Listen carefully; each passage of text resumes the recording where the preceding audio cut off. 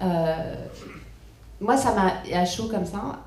Il y a quelque chose, je ne sais pas exactement quoi, même si je suis d'accord avec le fait que chaque culture représente l'identité d'un peuple, mais il y a quelque chose qui me gêne dans cet amalgame entre culture religieuse communautaire et la culture, enfin, la peinture, les grands arts et les sous-arts dont Internet fait partie. Et l'autre chose, c'est que j'ai pas l'impression que, enfin là on va devoir pour réviser Adopi, c'est ce sur quoi finissait Pierre Lascure tout à l'heure, ou l'abroger ou pas. Les Américains se posent pas la question. Alors ils financent par des fondations. Moi j'ai plutôt toujours eu le sentiment que ces fondations étaient aussi des financements privés et pas étatiques, mais je me trompe certainement. En tout cas aujourd'hui, les grands groupes qui sont les ferments et les vecteurs de la mondialisation culturelle sont des groupes américains. Donc effectivement, est-ce que c'est pas temps, est-ce que c'est pas le moment de repenser très très sérieusement notre culture? Et dernière chose sur, enfin ça va être terrible, mais en vous écoutant, je pensais quand Rilke, Rainer Maria, c'est pas un joueur de foot, est allé à Rome la première fois, il a détesté Rome. Parce que Rome il a considéré que il a trouvé que Rome était un musée et qu'une ville qui était transformée en musée, c'était une ville qui était morte. Et on y reviendra tout à l'heure, mais aujourd'hui en France, on a énormément de start-up dans le domaine du web qui apportent des choses culturelles tout à fait nouvelles. Enfin, après, je parle des choses que vous allez considérer comme de la sous-culture, et que vous preniez Bref, ou que vous preniez... c'est quoi machin fait des vidéos, Norman fait des vidéos. C'est étonnant, et c'est étonnant de voir, et c'est à la fois un nouvel espace de créativité, de lien, et c'est une nouvelle économie. Et c'est comme si, en vous écoutant, il y avait une dichotomie. Est-ce qu'il y en a une, est-ce qu'il n'y en a pas? Messieurs, chacun votre tour. Allez-y. Oui, il y a un sujet qu'on n'a pas du tout traité qui permet de répondre à beaucoup de questions que vous avez posées, c'est la question de la politique de l'éducation artistique et culturelle. J'avais été responsable de cette action en 2000 auprès de Jacques Lang, et en faisant la liaison entre le ministère de la Culture et le ministère de l'Éducation nationale. Nous avions notamment fait intervenir 40 000 artistes dans les classes, ce qu'on appelle les classes à PAC, à projet artistique et culturel. Et donc nous avions entrepris un véritable travail d'ensemencement de l'éducation nationale par la création artistique et culturelle. Je réponds d'ailleurs à votre question, l'aspect anthropologique de la culture, religion, etc., et puis l'aspect artistique. Donc il y a toujours les deux aspects, l'artistique et le culturel. On ne peut pas les dissocier. Donc on a l'habitude de traiter les deux simultanément. Donc c'est une politique d'éducation artistique et culturelle. Elle a été stoppée, non pas par Sarkozy, mais par Chirac, par Luc Ferry, philosophe qui n'aimait pas les comédiens comme Platon, parce qu'il était néo-platonicien sans doute, je ne sais pas. Mais toujours est-il que cette politique a été stoppée. C'est là on peut véritablement dire qu'il y a eu une interruption importante en 2002, dont je peux témoigner. Dans ce que j'ai pu lire, et j'ai pu approcher du Parti Socialiste récemment, il y a eu cet engagement, ce matin encore, Aurélie Filippetti sur France Inter le disant avec force, depuis Cannes, reprendre le plan langue TASCA pour l'éducation artistique et culturelle. C'est pas évident que ça soit fait. Parce que le ministre de l'Éducation nationale, avec qui j'en ai parlé, le nouveau ministre, est lui-même pris, au fond, par d'autres priorités au sein de l'Éducation nationale. Et donc la question va se poser très rapidement de savoir si ce gouvernement va être capable de résoudre ce problème, à la fois au regard des exigences, des engagements pris, mais de la capacité des fonctionnaires de l'Éducation nationale d'accepter que les artistes viennent travailler avec eux. C'est pas évident du tout. Ça serait très grave, parce que c'est une contradiction qui est là dans ce gouvernement, qui vient également de ce que le ministre de l'Éducation est ce qu'il est.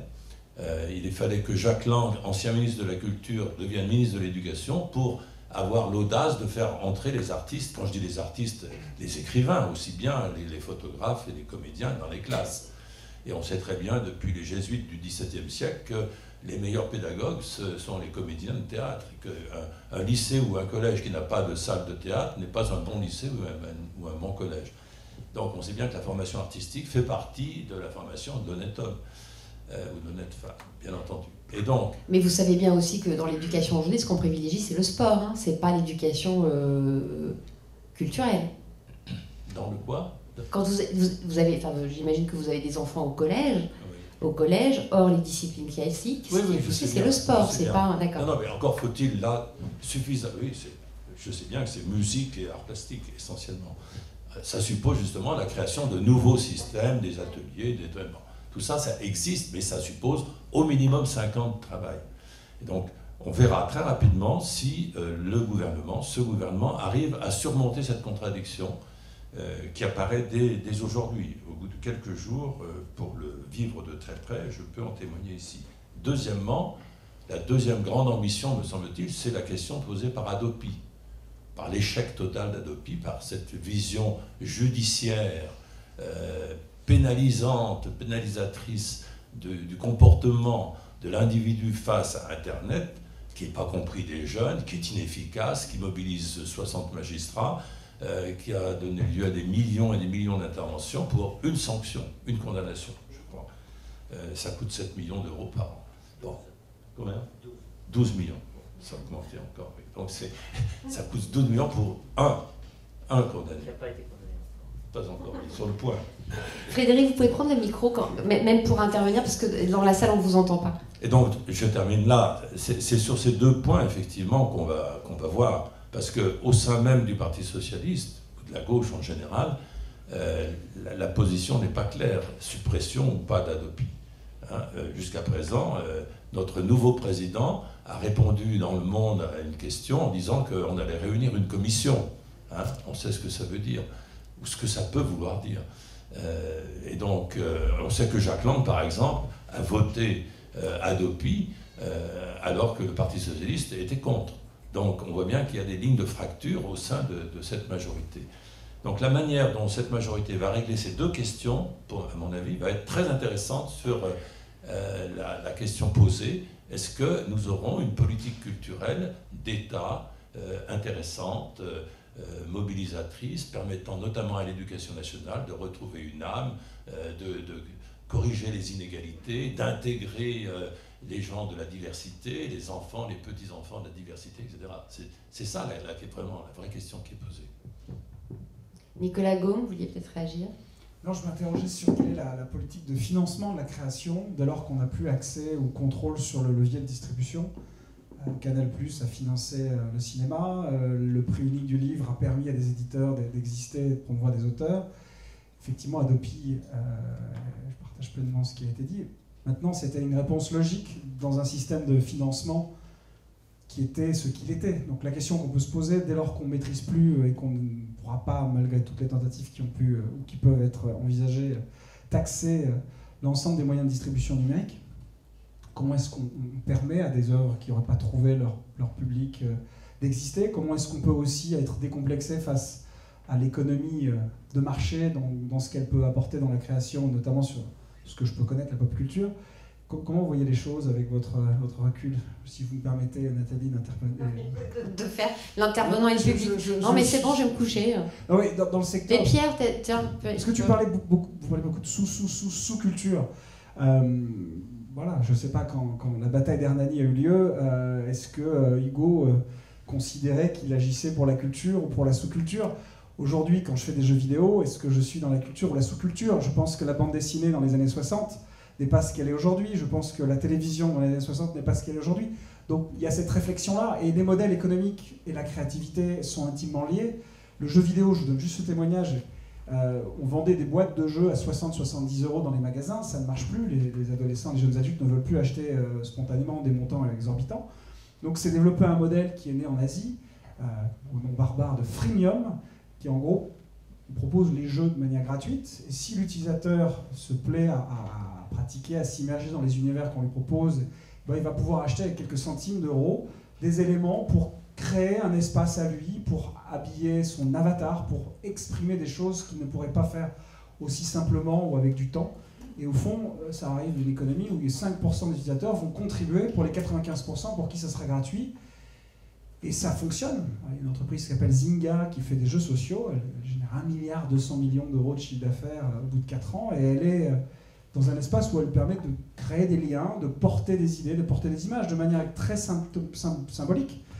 mais enfin des choses qui peuvent peut-être permettre demain d'établir des nouveaux espaces de créativité dès lors qu'on maîtrise ces médias. Donc je m'interroge vraiment sur ce rapport à l'économie et au financement de la création dès lors qu'on maîtrise plus le levier de distribution. Je suis ravi d'avoir vos témoignages sur ce sujet. Oui, vraiment, parce que vous avez su ça. Oui, moi je crois que, bon, je ne suis pas aussi compétent que vous sur ces nouveaux réseaux, mais c'est une idée que j'avance dans le livre d'ailleurs. Au fond, on paye tous pour accéder à Internet une redevance mensuelle de temps, bon, de 30 € plus ou moins. Moi, je me dis qu'il suffit d'augmenter de 1 €, de 3 €, de 5 €, c'est très très peu, et d'avoir une licence globale et de permettre de télécharger gratuitement, en inventant un nouveau système de rémunération des ayants droit, des auteurs. Il s'agit évidemment de permettre la rémunération des auteurs.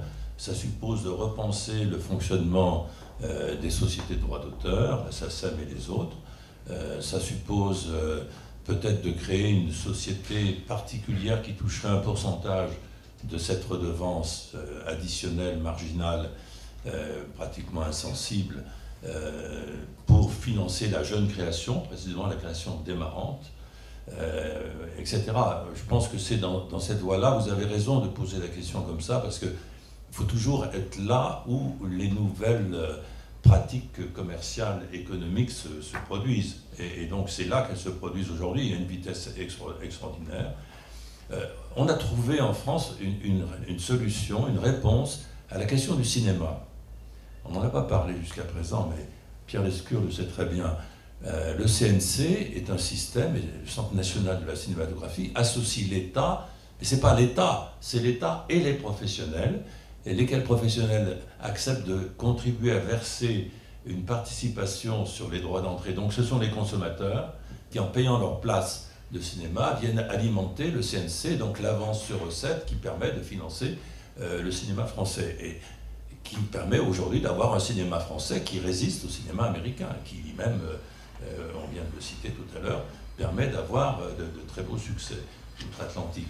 Donc, voilà, je pense qu'il faut réunir les deux choses que vous venez de dire, à la fois ce modèle du CNC, je le trouve plus adapté qu'une intervention massive de l'État, donc faire intégrer les professionnels, donc notamment les sociétés de droits d'auteur, et deuxièmement, aller là où se passent les mutations de consommation, c'est-à-dire sur Internet.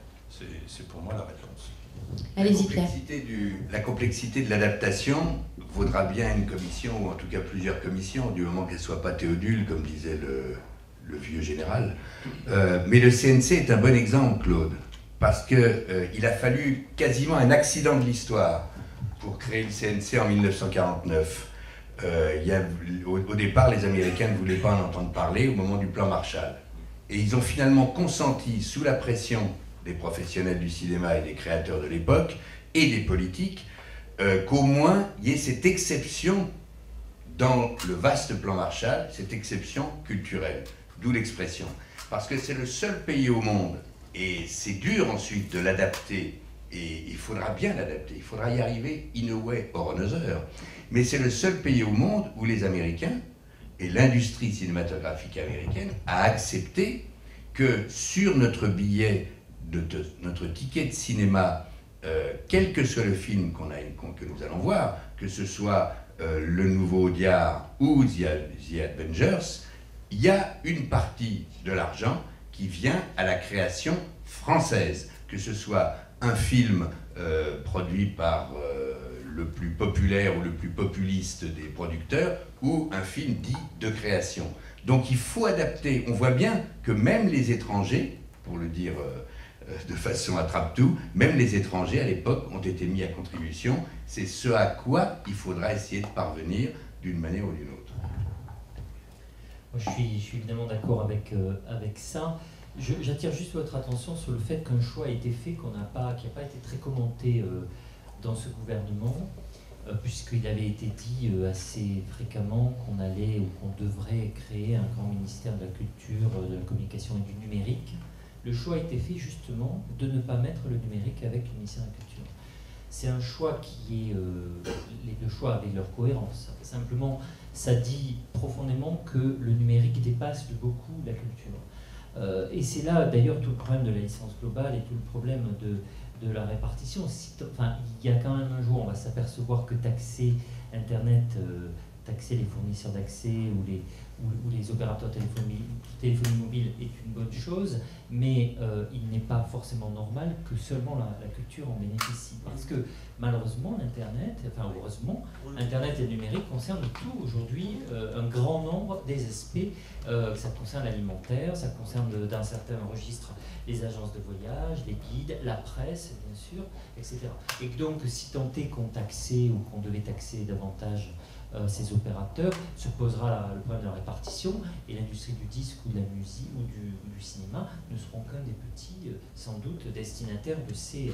Alors le choix qui a été fait, c'est de dire, à part le sujet d'Adopi, qui en tout cas dans ce qui concerne le cinéma et la musique, restera nécessairement ministère de la Culture, mais aura une dimension très interministérielle, il est clair que le numérique, c'est-à-dire en fait l'innovation, c'est-à-dire les petites entreprises, les start-up, et au fond tout le secteur qui innove et qui crée de l'emploi pour une large part, a été rattaché aux petites entreprises, avec une ministre déléguée rattachée à ce fameux ministère d'Arnaud Montebourg. Du redressement productif, une douce odeur stalinienne. Non, parce que, alors justement, sur ce point, je voulais terminer par ça.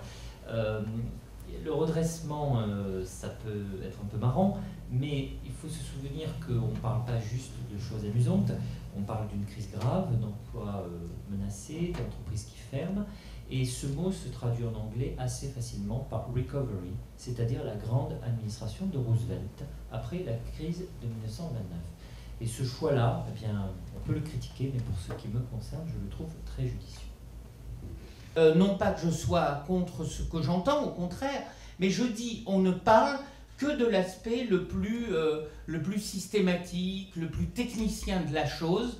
Et j'aimerais vraiment, quand on parlait d'Hernani, Hernani c'était de l'art mineur, comme Deleuze a toujours défendu l'idée de l'art mineur, et que aujourd'hui on est dans cette bagarre où peut-être qu'on est nécessairement dans l'ignorance de ce qui s'innove, et qu'il ne faut peut-être pas le voir du côté des entreprises.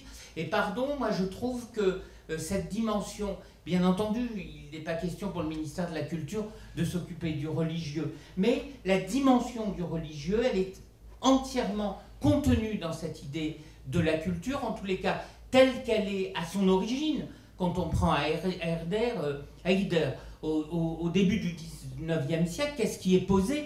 La culture, c'est ce qui fonde quand même l'âme d'un peuple. C'est pas ce qui donne du supplément d'âme, c'est ce qui donne l'identité à un peuple. Et peut-être c'est ce dont on souffre aujourd'hui, c'est ce dont nous a séparé la politique culturelle spectaculaire, absente mais quand même spectaculaire d'une certaine droite, et c'est ce à quoi, pour résister, il faut qu'on se pose anthropologiquement la question tout autant que techniquement. Et j'ai un peu peur que de débattre que d'Adopi, c'est oublier ce qui est finalement la chair de la chose. Et j'en dis pas plus sur cette chair de la chose, mais voilà, je pointe que c'est là où ça se passe. Vive la chair de la chose. Madame...